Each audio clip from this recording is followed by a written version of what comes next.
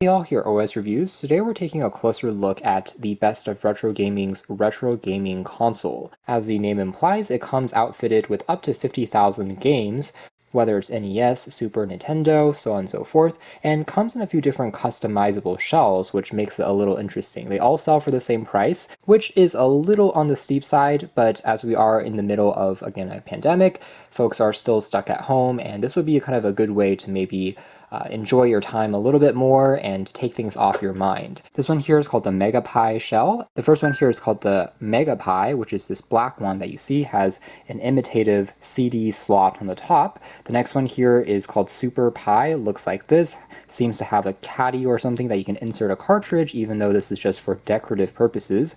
The NES Pi has even this weathered kind of plastic look from the 80s and 90s, slightly yellowed, and there's also a Super Pi US. Now, as some of these names imply, I believe what's powering the system underneath is kind of a modded system. It is using likely a Raspberry Pi, and afterwards they probably installed all the ROMs and then used one of these enclosures to kind of custom make it into a retro gaming console. So these are projects that, if you're familiar with the DIY community, you can also try building yourself. But for the majority of folks out there that want to just buy something and use it out of the box, that's where this product comes in handy. They've already, put the CPU in, put all the games in, and you can just plug it in and directly use it, and also controller packages. You can pick one controller, 2, or 4. In terms of specs, we have a 1.4 gigahertz quad-core processor, up to a gig of RAM. Of course, for retro games, this should be more than sufficient to handle things. It's 64-bit,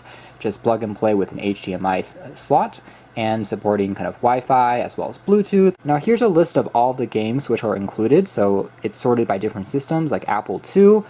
We can see it has Alter Ego, and it shows you which package includes the game, whether the 12,000 game edition, 24,000, or the 50,000, Atari systems and other classics. We also have Commodore 64, also on here. Amiga is here as well, and you can see just the title there just really goes on, as expected, since there's thousands and thousands of games. In fact, they've kind of cherry-picked the best games, and it's sorted in a very organized way, so compared to some kind of cheaper all-in-one retro consoles that we've seen from China and Shenzhen, this one here is much more of a process that's been curated by gaming enthusiasts. Otherwise, I also see Game Boy Advance, and Game Boy Color are even here. So we have slightly more modern titles from the 2000s that you can also find, and the system can still play it back. But just like most retro emulators, it's not going to play back extremely new consoles like Nintendo Switch, for instance, or Nintendo 3DS titles. That's something to keep in mind. But most of the slightly older systems will be found here. Again, NES, Neo Pocket Geo, Nintendo 64. There is even PSP games, which is pretty impressive to see, but again, the hardware should be able to handle it, and even WonderSwan games can also be found here. So it really is covering the gauntlet of obscure to mainstream retro systems. Now, it doesn't come with kind of an official cardboard packaging, since again it's kind of outfitted, I would say, by enthusiasts that put the entire kit together. So it comes in this hard shell carrying case when you take it out of the mail, but it's protected pretty well, and you can kind of carry it with you even if you're on the go. We have the version here that has 2 controllers by default. Both controllers here are connected using a USB socket, and the second controller here is on the top. They have done a pretty convincing job of trying to imitate some of the more retro consoles in terms of the texture of the plastic and the coloring, as well as the layout of the arrow keys. You also get a free full-size HDMI cable that you can use to connect it to the TV, as well as a micro USB port for providing power to the retro arcade system itself. And here we have it. The actual console itself is, again, constructed out of a plastic and color scheme that is very reminiscent of older consoles.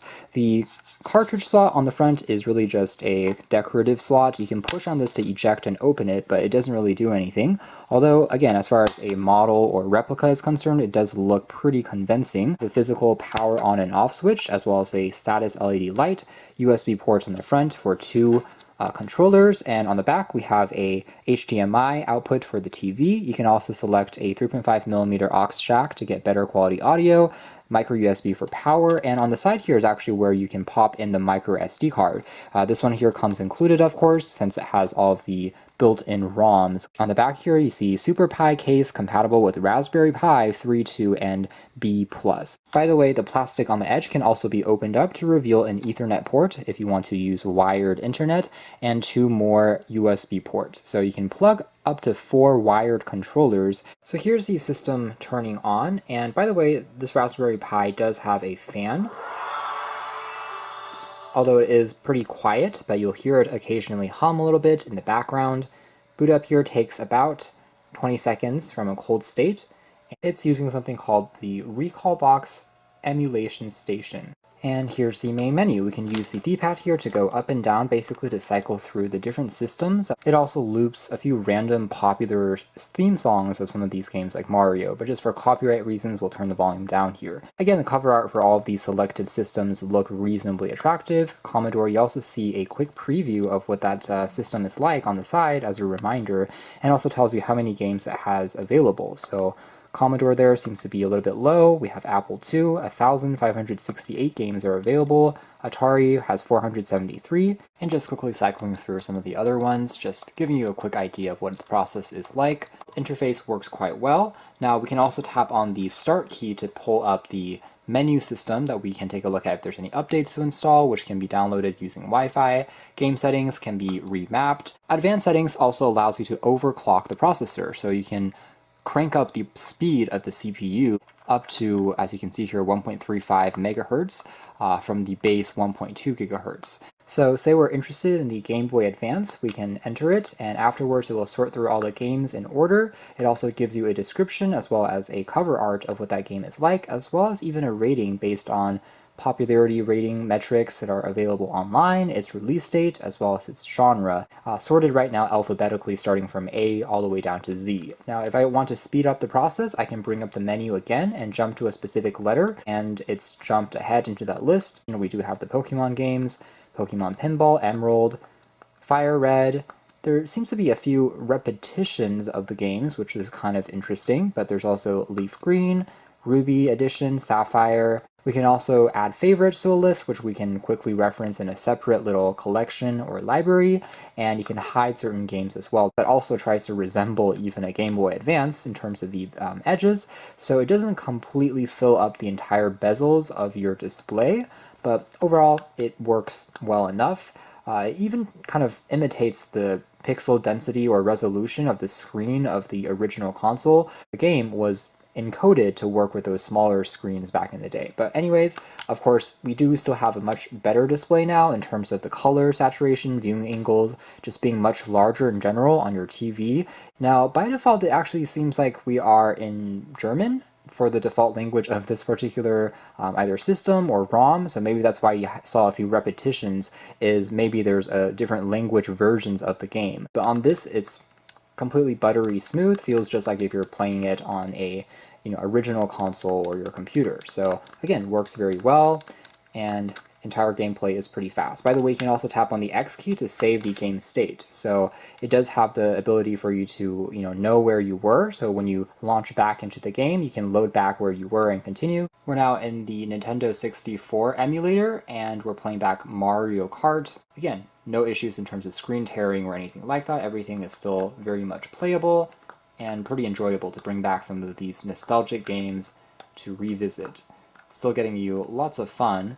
Lots of titles that perhaps you never got the chance to play back in the day are now kind of all accessible on this all-in-one console. Now we're over on PlayStation emulation, and we have Crash Bandicoot, a very classic game. I'm not really observing any performance differences between the different systems that we're jumping back and forth between, so whether it's PlayStation Portable, Game Boy, Nintendo 64, I don't really see any kind of big gaps in terms of loading speeds and the overall kind of frame rates that I'm seeing. It's all pretty solid in terms of the playability and working nicely. The controller also works fine, I would say. It is a full-size controller, so feels comfortable in the hand.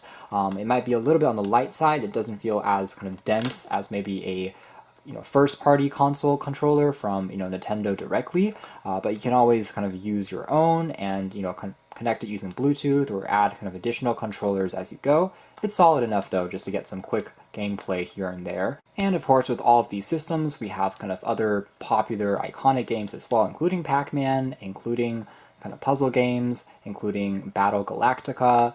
Now, by the way, if you want to return to the main game screen to choose a new game after you're in one and you saved a state, you can just tap on the reset key on the pie here for a few seconds, release it, and this screen here will go black for a second, and then it should return us onto the main selection screen. So that's how you exit out.